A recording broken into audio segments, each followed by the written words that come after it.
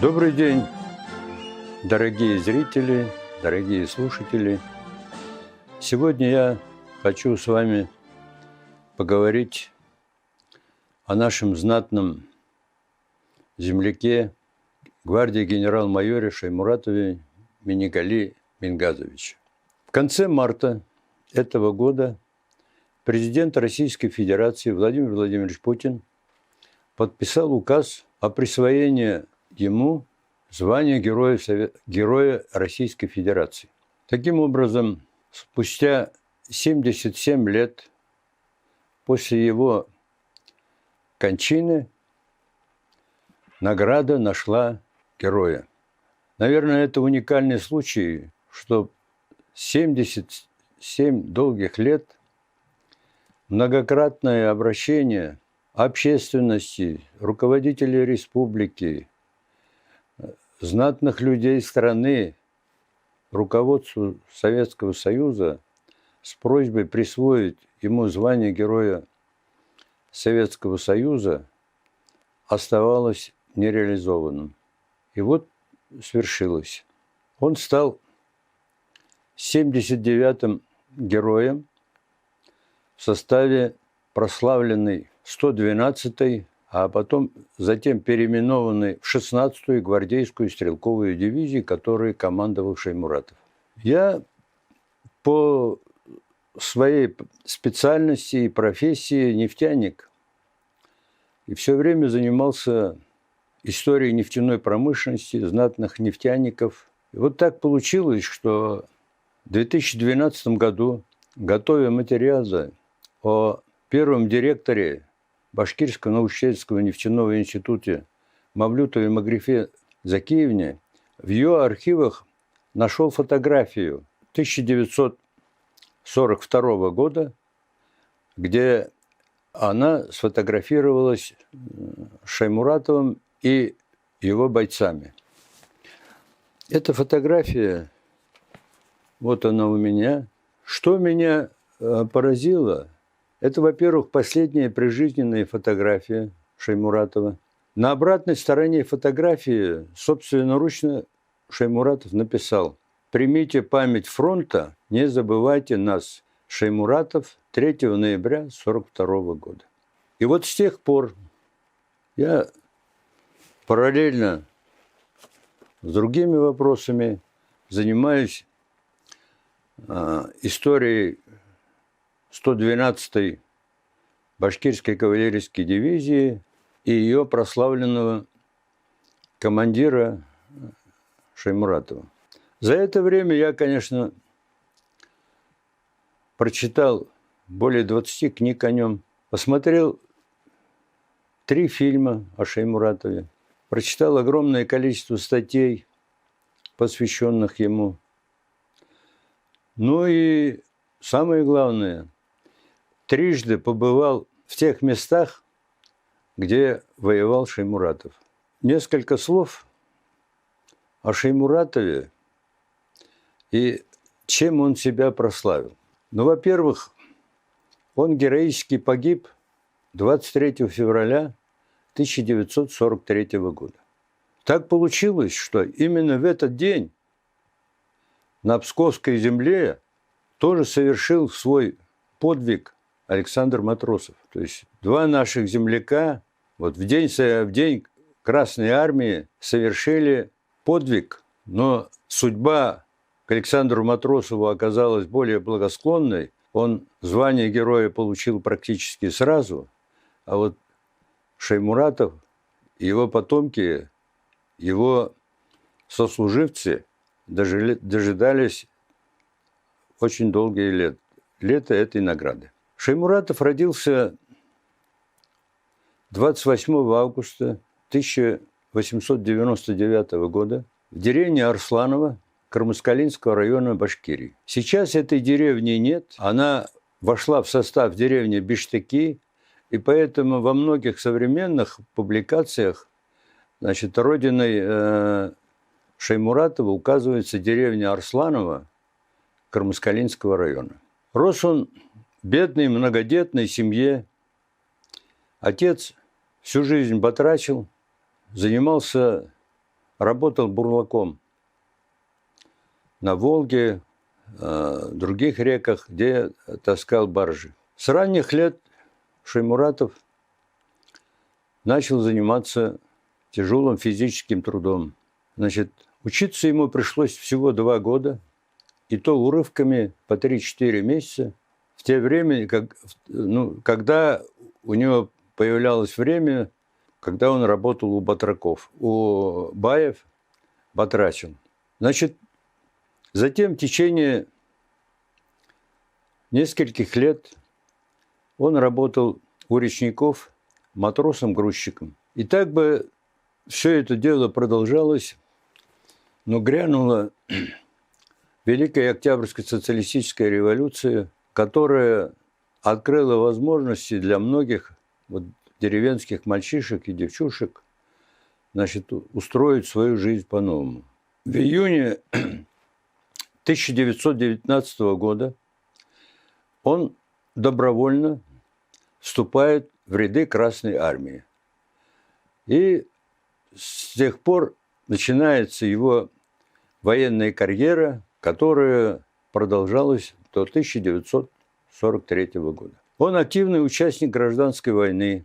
После окончания казанских кавалерийских курсов он в составе Красной Армии воюет в Средней Азии. Затем его в июне 1920 года его перебрасывают на Западный фронт, где он ведет борьбу за освобождение Украины от разных банд и других недругов. Дальше он продолжает свою службу во многих частях. Трижды закончил он различные курсы при военных училищах. И в 1930 году его как перспективного, энергичного, делового воина рекомендуют для поступления в Академию Генштаба Советского Союза. Закончил он подготовительное отделение, затем становится студентом этой прославленной военной академии. Причем факультет он выбрал очень сложный, именно разведывательный факультет. В 1934 году он успешно заканчивает академию, и его направляют военным атташе в Турцию. За время учебы в академии он хорошо, в совершенстве овладел немецким и рядом восточных языков. И, наверное, вот этот момент и сыграл большую роль в выборе предстоящей службы в Турции. Сейчас, конечно, трудно установить, но некоторые авторы пишут, что он в Турции пробыл недолго. По личному указанию Сталина он был отозван из Турции и направлен в Китай. Причем в Китае он побывал дважды. Первый раз в течение 1935-1937 года, это в течение почти 2 лет. Служил он там в провинции Синьцзянь, это на границе Китая с Советским Союзом. О том, как проходила служба, чем он там конкретно занимался, написано очень мало. И в его автобиографии, в его воспоминаниях тоже этот период, он никак не раскрывается. Но есть косвенные доказательства того, что он там выполнял важную государственную, такую военно-политическую разведывательную миссию. Дело в том, что в соответствии с решением Политбюро ЦК ВКПБ в это время в Китае была создана экспедиция особого назначения, которая занималась вопросами добычи никеля, олова и нефти. И там был даже построен небольшой нефтеперерабатывающий завод. И, конечно, вот первая командировка Шаймуратова в Китай, она была в какой-то мере связана с выполнением вот этих, значит, работ. После возвращения, значит, из Китая он служит начальником отделения разведывательного управления Генштаба СССР. Эта работа была прервана в 1939 году очередной командировкой в Китай. Вернулся он из Китая в 1940 году, опять продолжил службу в разведывательном управлении Генштаба.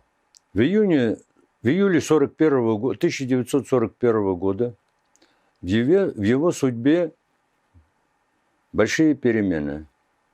Его откомандировывают в распоряжение управления кадров Министерства обороны Советского Союза. И вскоре ему поручают руководить, командовать кавалерийским полком,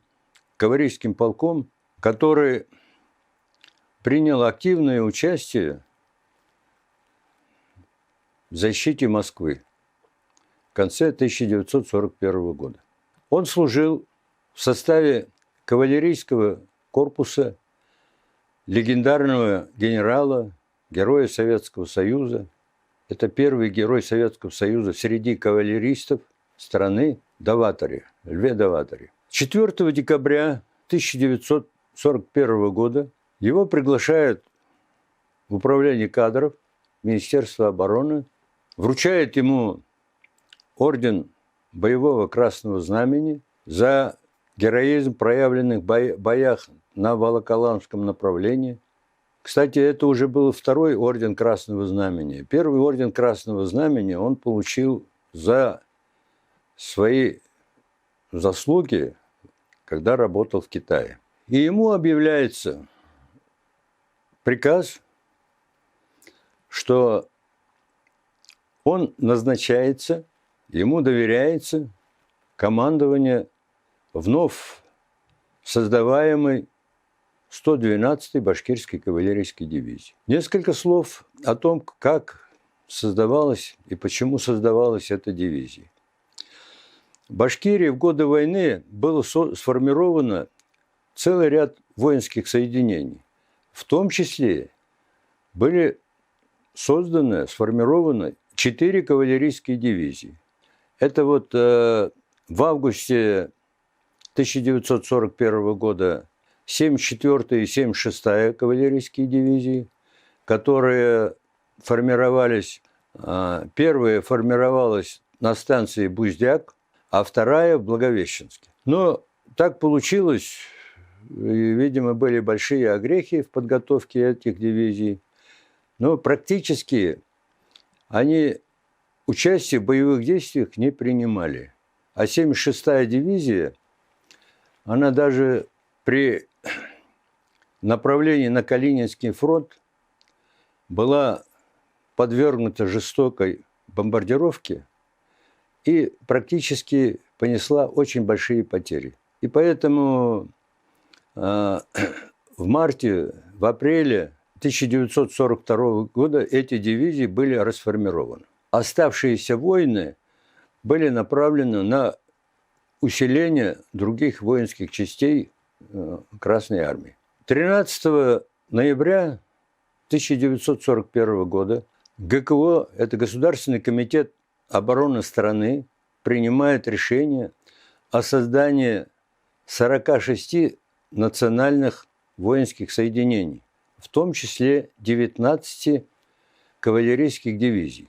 Башкирии было рекомендовано создать 2 дивизии – 112 и 113. Вскоре пришла телеграмма за подписью председателя ГКО Иосифа Виссарионовича Сталина, которая гласит, что, идя навстречу пожеланиям трудящихся Башкирской ССР, разрешаю сформировать 2 дивизии, которым присвоить номера 112 и 113. 112-я дивизия, она формировалась в Уфе на станции Дема, а 113-я дивизия формировалась в Благовещенске. 25 декабря Шаймуратов прибыл в Уфу и приступил к исполнению обязанностей командира 112-й дивизии. Причем при формировании дивизии были учтены все предыдущие ошибки, допущенные при формировании 74-й и 76-й кавалерийских дивизий.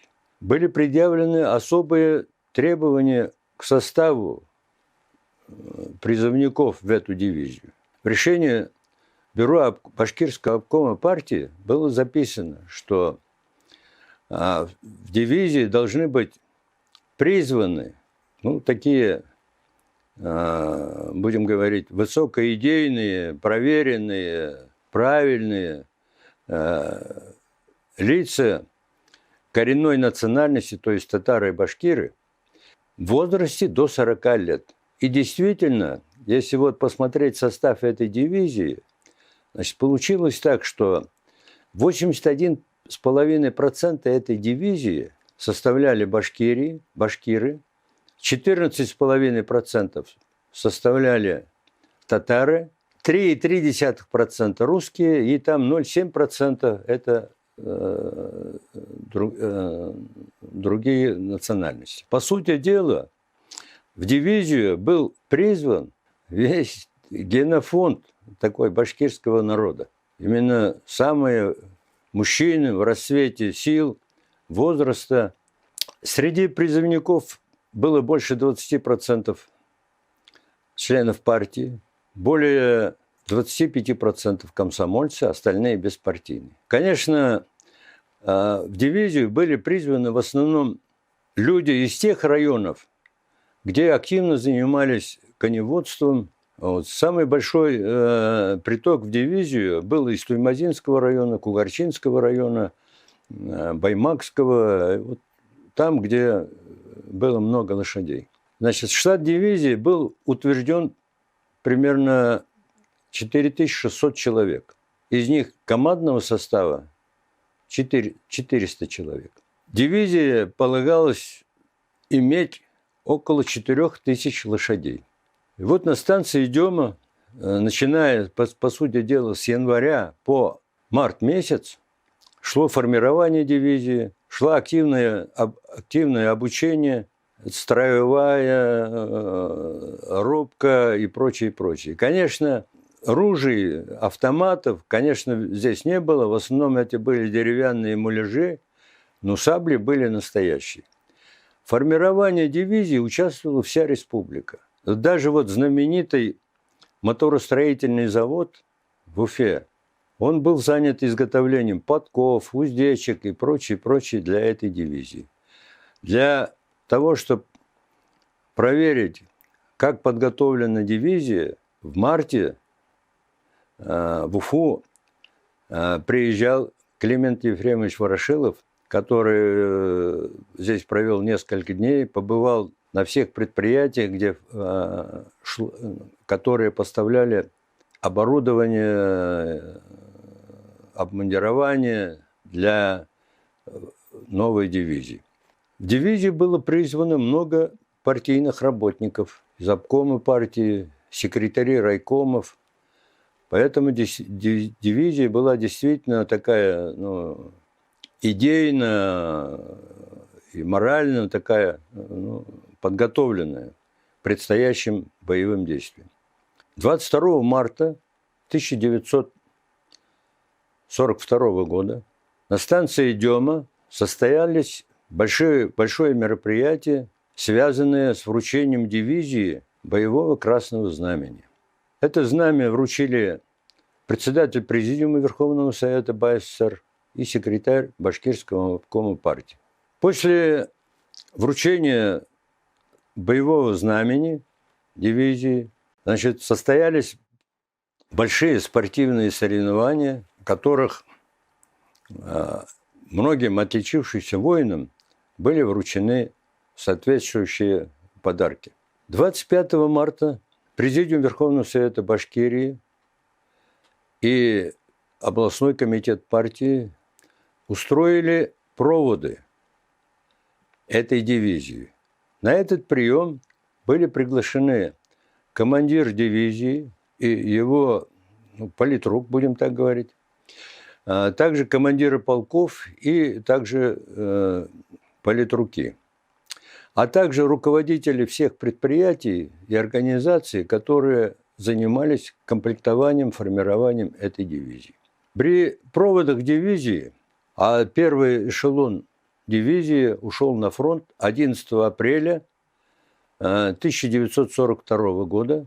Значит, первым ушел полк, который командовал будущий герой Советского Союза генерал-майор Кусимов. При проводах дивизии выступил один из башкирских аксакалов, который вручил Шаймуратову саблю со словами, что башкиры никогда не возвращались побежденными, и мы ждем вас, что вы также будете храбро воевать и ждем вас победой. А что Шаймуратов заверил, что приложит все силы, чтобы с честью выполнить все эти наставления, наказы башкирского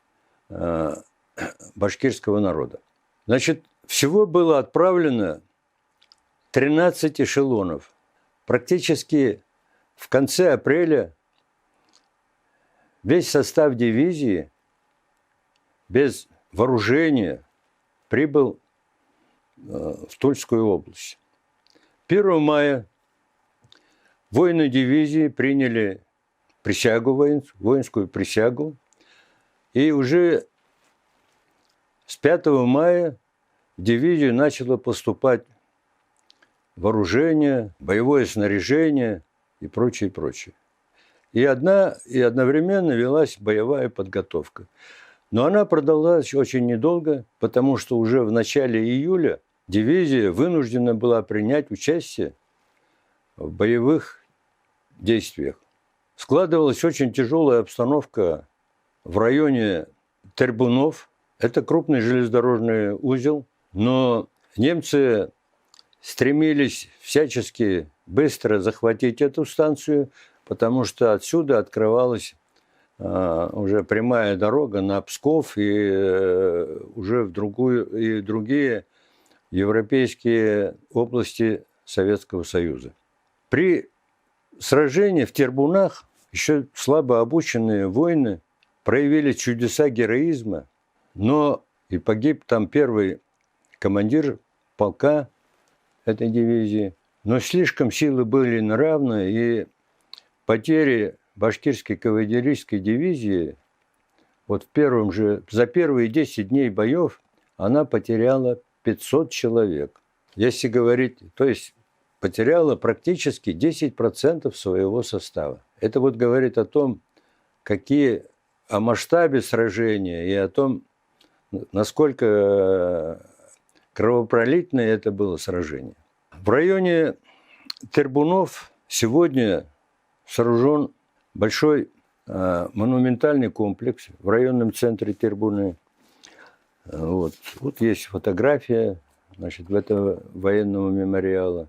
И одна из улиц этого поселка Тербуны носит название Башкирский конников. Улица Башкирских конников.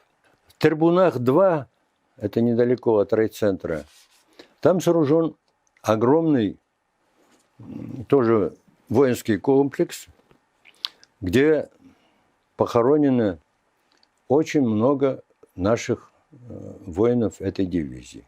Наверное, там же сооружен памятник, наверное, это единственный, который посвящен воинам именно 112-й башкирской кавалерийской дивизии. Эту фотографию я могу вам показать.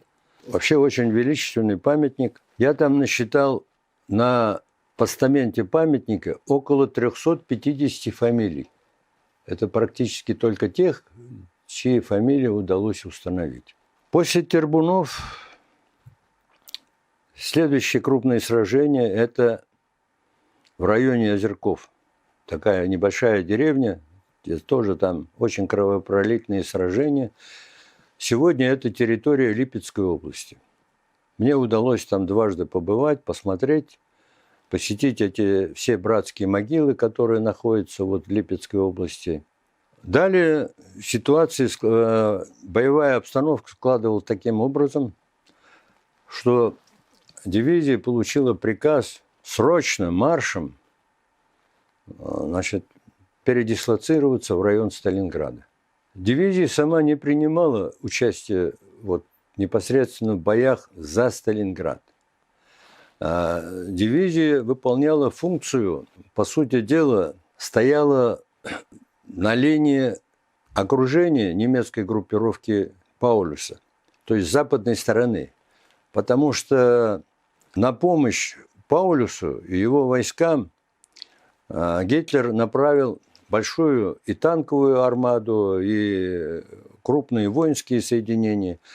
И вот дивизия должна была не допустить прорыва немецких войск к окруженной группировке Сталинград. Тоже вот в этих районах станции там Обливская, Чернышковская, тоже дивизия понесла очень большие потери. Хотя, конечно, урон, который они нанесли немецким войскам, был неисчислимо больше. Вот станция Чернышковская, она была очень важным таким железнодорожным узлом, где находились огромные немецкое складское хозяйство. По сути дела, именно с этой станции шло снабжение в основном по воздуху немецких войск, окруженных в Сталинграде. Поэтому сражение вот за станцию Чернышковскую проходило с 1 по 3 января 1943 года, было настолько кровопролитным. И там, по сути дела, земля горела, и немцы стоически отстаивали вот этот крупный железнодорожный узел, где были сосредоточены большие запасы продовольствия, вооружения и прочее, прочее. Значит, после Сталинградской, так сказать, битвы, не дожидаясь ее окончания, а она закончилась 2 февраля 1943 года, дивизия получила приказ уйти в рейд по тылам немецких войск в районе Ворошиловграда. Конечно, это задание получил весь корпус, и корпусу, это 8-й гвардейский кавалерийский корпус, в состав которого входил 112-й башкирской кавалерийской дивизии. Этой ударной группе должны были быть приданы целый ряд воинских соединений, которые должны были усилить боевую мощь вот этой группировки. Но так получилось, что в окно, которое сумели шаймуратовцы пробить в обороне немецких войск, сумели проскочить лишь часть корпуса, а все вспомогательные подразделения других частей, которые должны были усилить эту группу, они остались на нашей стороне. То же самое получилось, что все тыловые подразделения корпуса и дивизии тоже они не успели проскочить в это окно. Дивизия, по сути дела, и корпус ушли в этот рейд в начале февраля 1943 года, по сути дела, налегке. Когда дивизия 112-я уходила в рейд, в ее составе насчитывалось около 2000 воинов. Я почему называю эти цифры? Потому что когда дивизия выходила из рейда уже 23-25 февраля, в ее составе осталось лишь 200 воинов. Вот такой масштаб сражений происходил на этой Ворошиловградской земле. Так получилось, что рейд шаймуратовцев и вообще 8-го кавалерийского корпуса, который командовал генерал Борисов, она, конечно, внесла панику в ряды немцев, потому что корпус во время рейда разгромил много немецких гарнизонов, захватил огромное количество боевых трофеев, освободил много наших военнопленных и местных жителей, которые готовили к отправке в Германию. Трагические события развернулись в районе поселка Чернухино. Так получилось, что по команде Гитлера надо было разгромить вот эту красноармейскую группировку, которая действовала в тылах немецких войск. И было брошено несколько дивизий, и танковых, и пехотных. Район поселка Чернухино, где находились наши воины, практически в середине февраля оказался окружен. И немцы начали методично бомбить, обстреливать вот этот населенный пункт. И вот в этом поселке дивизия также понесла очень большие потери. 18 февраля 1943 года по инициативе Шеймуратова собирается совещание, в котором участвовали все командиры дивизий, входящих в состав корпуса. В состав корпуса входило 3 дивизии, ну и другие вспомогательные части. На этом совещании участвовал командующий корпусом, 8-м корпусом генерал Борисов. И было принято решение, прорвать оборону противника и выйти из окружения. И вот ночью, побросав всю тяжелую технику, а она, конечно, зимой при большом снежном покрове, сильных морозах, конечно, прорываться с таким багажом было тяжело. Поэтому было принято решение уничтожить часть боевой техники, чтобы она не досталась врагу, уничтожить часть такого обозного хозяйства. Часть документов дивизии корпуса были припрятаны надежно, часть уничтожены. И вот ночью ударная группировка, которая возглавляла 112-я кавалерийская дивизия, прорвала это кольцо окружения и проселочными всякими путями, не заходя в населенные пункты, по долам, как говорится, по лесам, в течение 4 суток добралась до станции, до деревни Юлина-1 и Юлина-2. Это бывшие немецкие поселения. И вот 23-го утром в 4 утра оставшиеся воины дивизии и корпуса сосредоточились в районе площади 3 курганов. Вот у меня есть фотография этого места. Высота 340/8. Где-то вот в районе 4 часов утра, 4-5 часов утра произошла встреча Шеймуратова с командиром корпуса генералом Борисовым. По утверждению воинов дивизии, оставшихся живых, генерал Борисов был нетрезв, угрожая оружием, он потребовал от Шеймуратова, чтобы немедленно дивизия шла вперед. Причем Борисов утверждал, что впереди там практически очень слабые немецкие части. Шеймуратов всячески пытался ему возражать, просил отложить вот этот прорыв окончательный, на сутки. А до переднего края наших войск, вот от площади 3 курганов оставалось примерно 3 километра. Но какие эти 3 километра? Это вот легко сказать, пробежать, проехать, но эти 3 километра нашпигованы были такой усиленной немецкой группировкой. Там и минометные батареи, там и танковые части, там и стрелковые, там и мотопехота и прочее, прочее.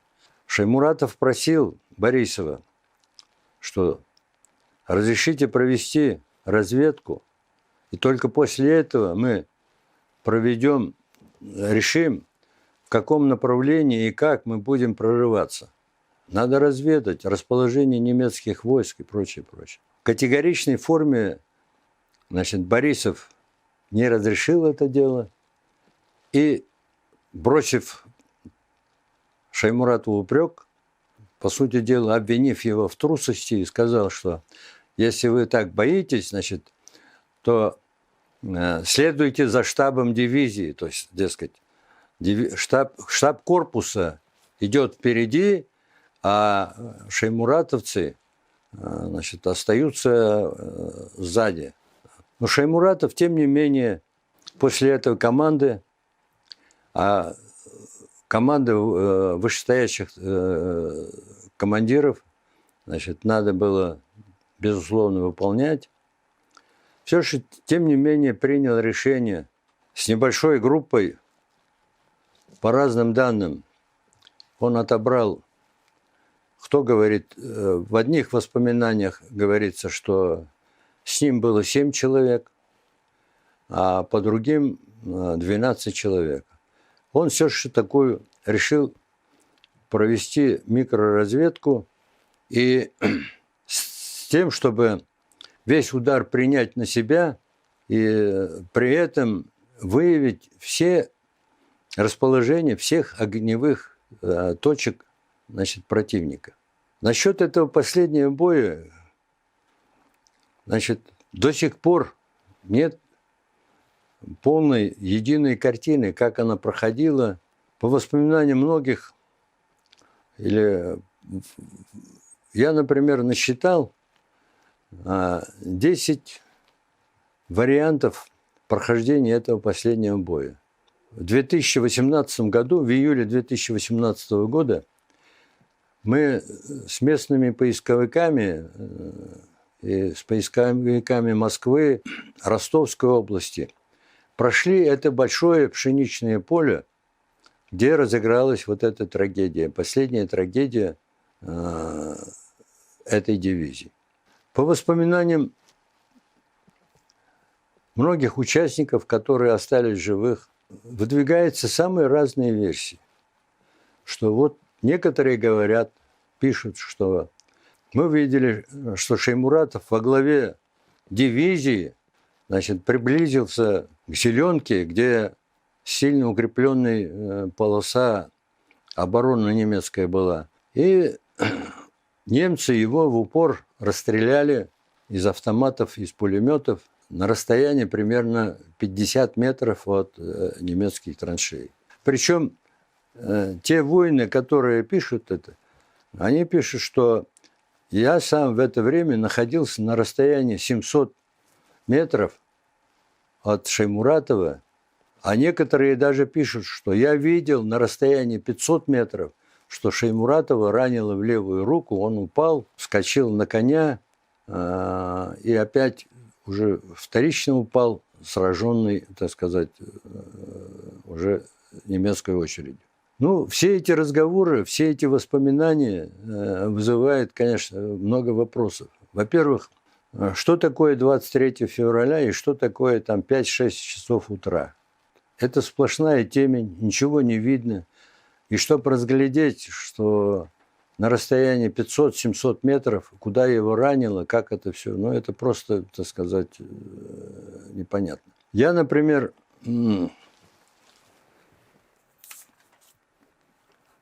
недавно нашел материалы,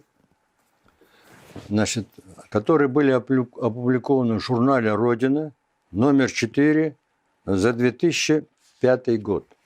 Статья называется,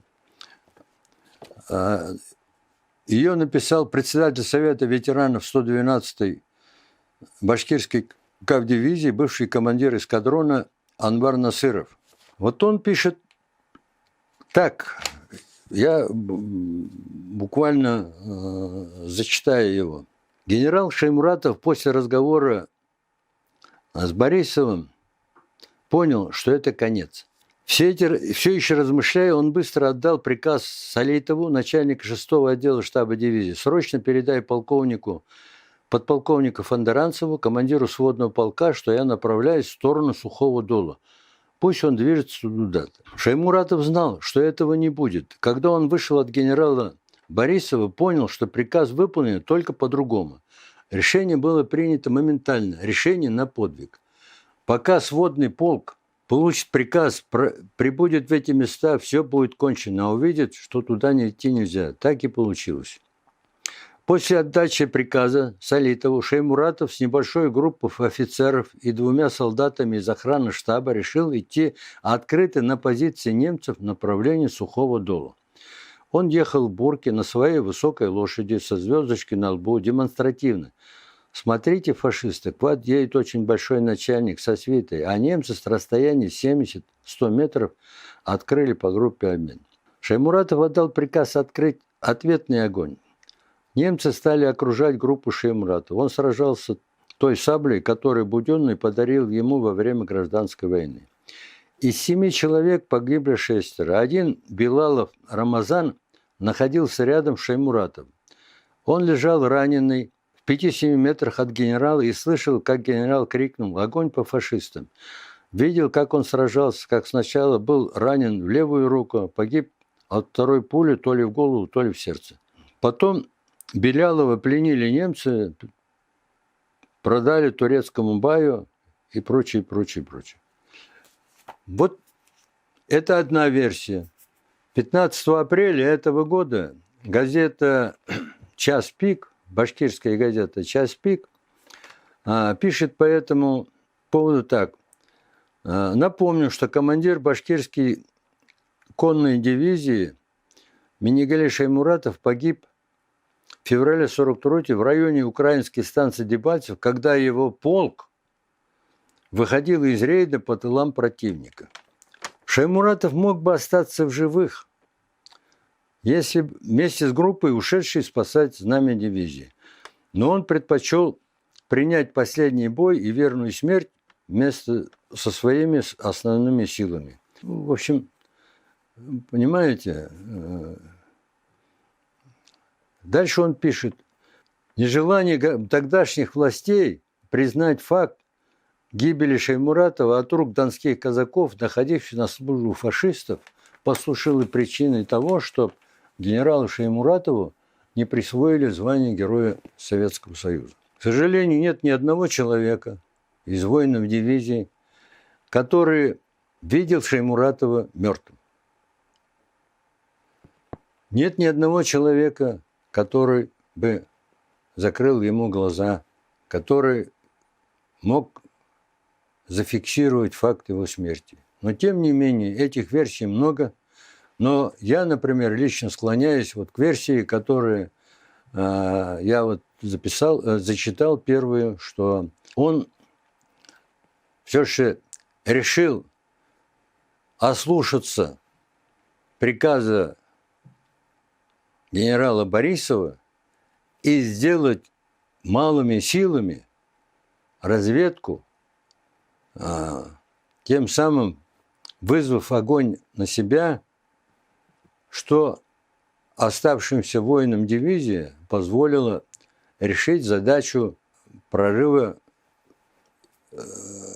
вот от немецкого окружения и выхода к своим. То есть 24-25 февраля остатки дивизии, они перешли линии фронта, а я уже говорил, что их было 200 человек от дивизии осталось по непроверенным пока данным. Вот. И они соединились основными силами Красной Армии. Трагически сложилась и судьба самого командира корпуса генерала Борисова. Вначале считалось, что он погиб в бою. Но уже 24-25 февраля немецкие самолеты начали сбрасывать листовки над расположениями наших войск, где указывалось, что генерал Борисов пленен.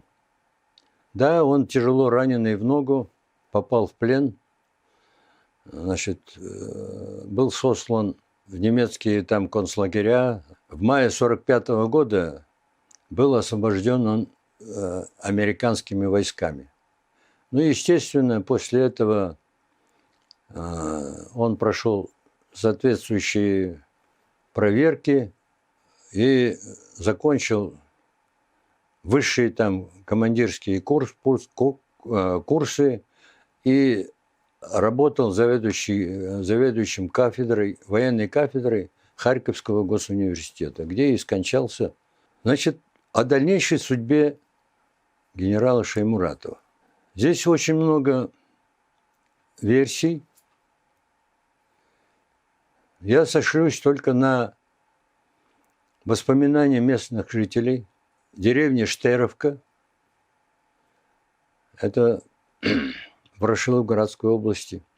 Сегодня эта деревня Штеровка входит в состав Луганской Народной Республики. Они пишут и рассказывали, что где-то в конце февраля, в начале марта 1943 года, после того, как немцы похоронили своих погибших, после того, как расстреляли пленных красноармейцев, шаймуратовцев, и они даже рассказывают такой случай, который произошел у них на глазах, что немцы связали железными проволоками двух советских офицеров и заживо сожгли их. Вот такая ситуация происходила.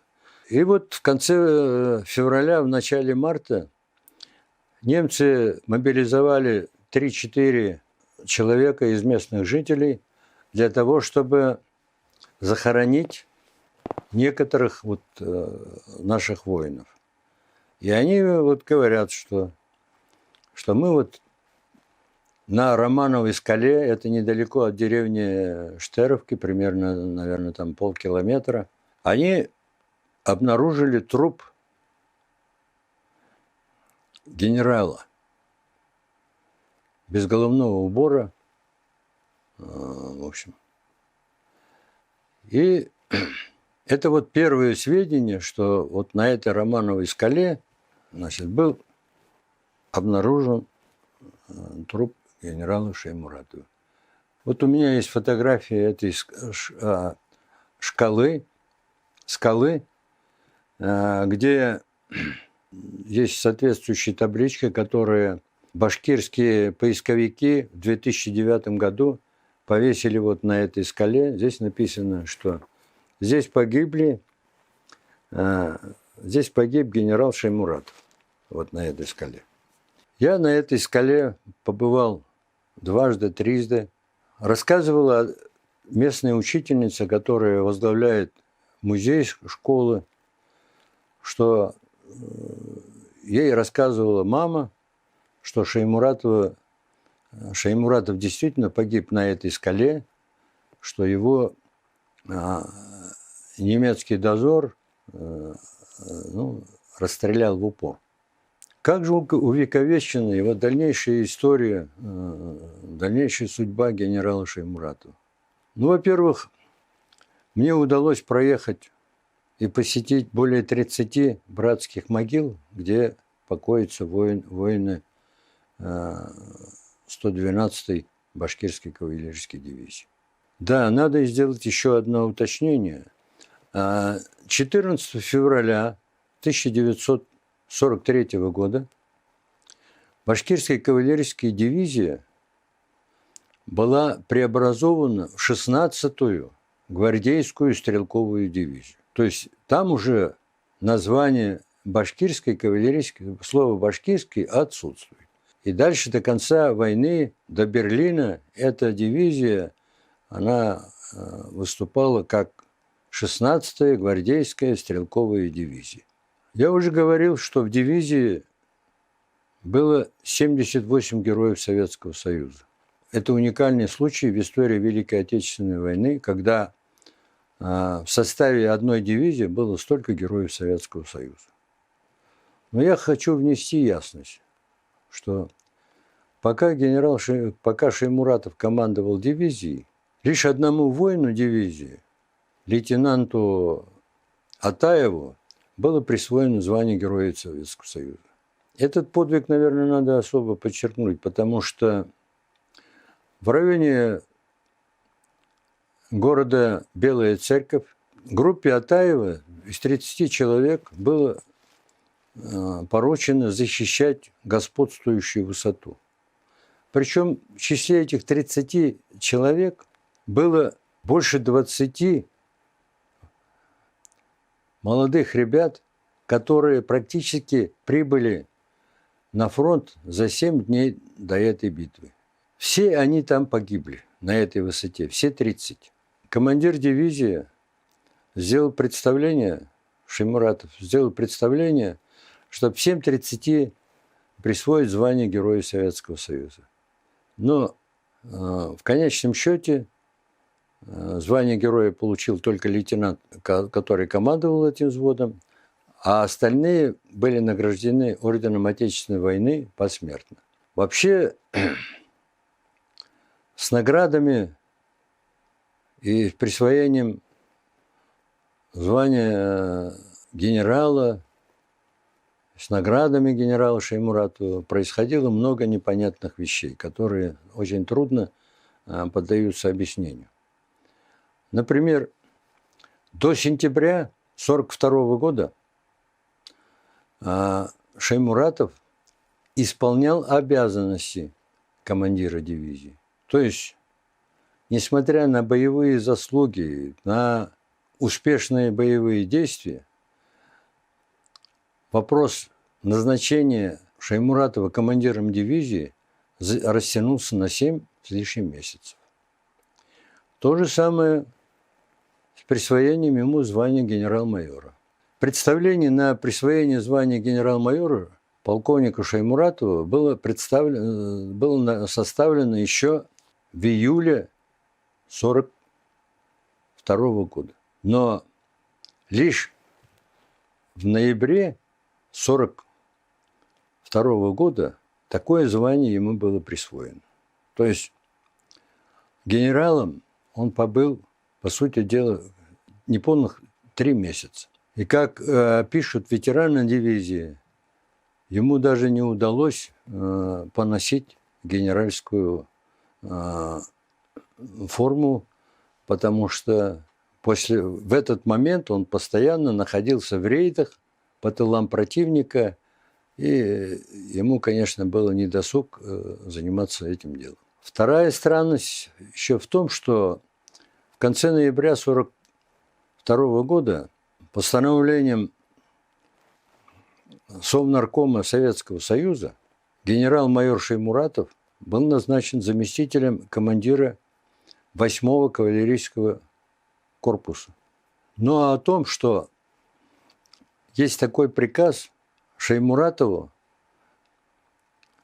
генерал Борисов объявил лишь в феврале 1943 года, то есть через 3 месяца. И то оговорив, что приступите вы к исполнению новых обязанностей после выхода из рейда.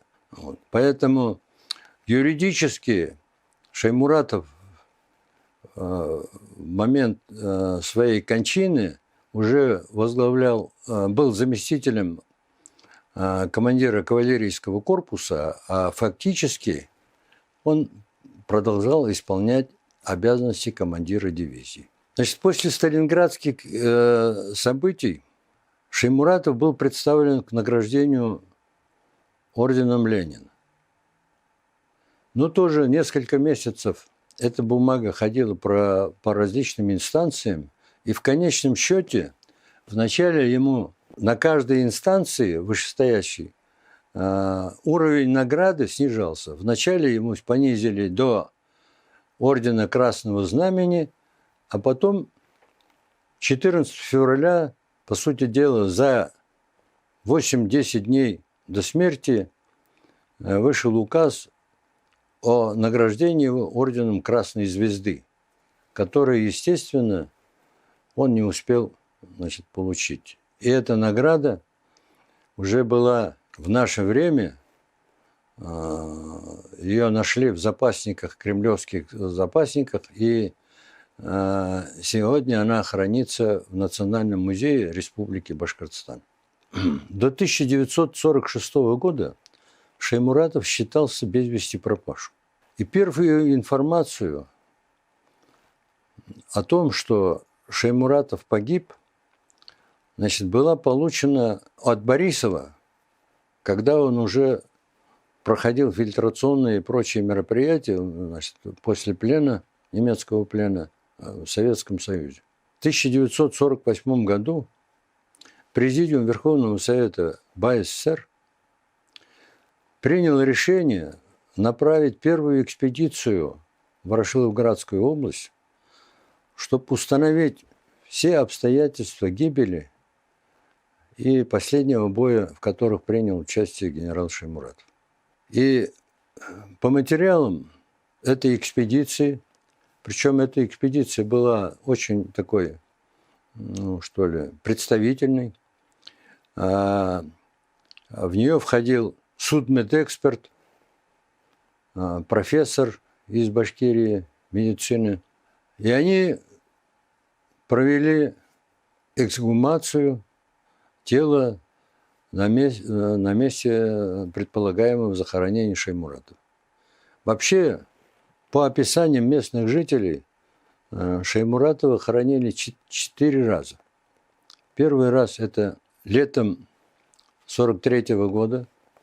Он был захоронен в Нижнем Саду, деревня Штеровка. А до этого просто первое захоронение было местные жители под наблюдением немцев. Просто во овраге, вот около Романовой скалы, по сути дела, его закопали в снег. Там могилка была очень неглубокая, и когда снег растаял, поэтому вынуждены были его перезахоронить в деревне Штеровка в Нижнем Саду. Затем его следующее перезахоронение было на территории Петровского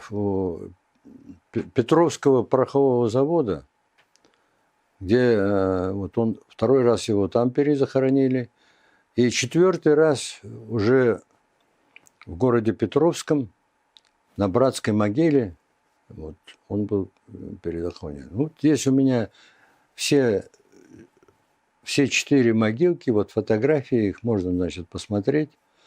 Хочу сказать, что, конечно, все эти братские могилы воинов, шаймуратовцев, особенно в Липецкой, Воронежской, Сталинградской, Ростовской областях, они очень ухожены, в хорошем состоянии. Что, конечно, нельзя говорить о могилах, которые находятся в Луганской и Донецкой республиках. Около деревни Чернухино после войны был сооружен величественный монумент башкирским конникам. У меня есть фотография этого монумента. Но при боевых действиях украинских бандеровцев в 2014 году этот монумент был частично разрушен. Причем айдаровцы около этого памятника соорудили железобетонный пулеметный дзот и рядом поставили танки. Донецкие ополченцы, конечно, боясь повредить этот монумент, не могли сразу уничтожить эти огневые точки. Вот такое, как говорится, варварство. Но в 2017 году этот памятник силами одного местного жителя из Донецка, афганца, при нашей помощи активной, был полностью восстановлен. И мы в 2018 году были там на торжественном открытии этого мемориала. На открытии присутствовали 2 депутата Госдумы, один генерал-лейтенант, от нас депутат Госдумы Бикбаев, Вот. Мы тоже ездили. При большом стечении местных жителей был торжественно открыт этот памятник. Значит, в мае 2019 года глава Республики Башкортостан Хабиров посетил Луганскую и Донецкие республики и посетил эти места, где проходили последние боевые сражения Шаймуратова. И он там принял решение, значит, восстановить братскую могилу в городе Петровском, где захоронен генерал Шаймуратов. Вот у меня есть, как они выглядят, это вот братская, вот этот комплекс, это вот текст гласит, вот средний текст, что здесь похоронены генерал Дудко и генерал Шаймуратов. Память о Шаймуратове, она, конечно, я уже говорил, отражена во многих книгах, во многих произведениях. Вся страна и наша республика любит и исполнять песню «Генерал Шаймуратов», которая была еще написана, слова этой песни были написаны еще в 1943 году. В 1945 году в этот первоначальный вариант были добавлены еще один куплет. И вот сегодня мы уже эту песню знаем в редакции 1945 года. Но в заключение я хотел что сказать, что война досталась нашей стране очень дорогой ценой. Перед началом войны в республике проживало 2 миллиона 600 тысяч человек. Из них 700 с лишним тысяч было призвано на фронт. То есть, по сути дела, почти 40% жителей республики, значит, были призваны на фронт. Из них остались на полях сражений, по далеко не полным данным, около 325 тысяч человек. То есть практически половина тех, кто ушел на фронт, остались на полях сражений. В преддверии большого праздника 75-й годовщины Великой Победы хочу всех вас поздравить с наступающим праздником, пожелать вам всего самого доброго, мирного неба. Самое главное, чтобы башкирская нефть и дальше верно продолжала служить мирным устремлениям, мирным планам нашей страны и нашей республики. Желаю вам всего самого доброго.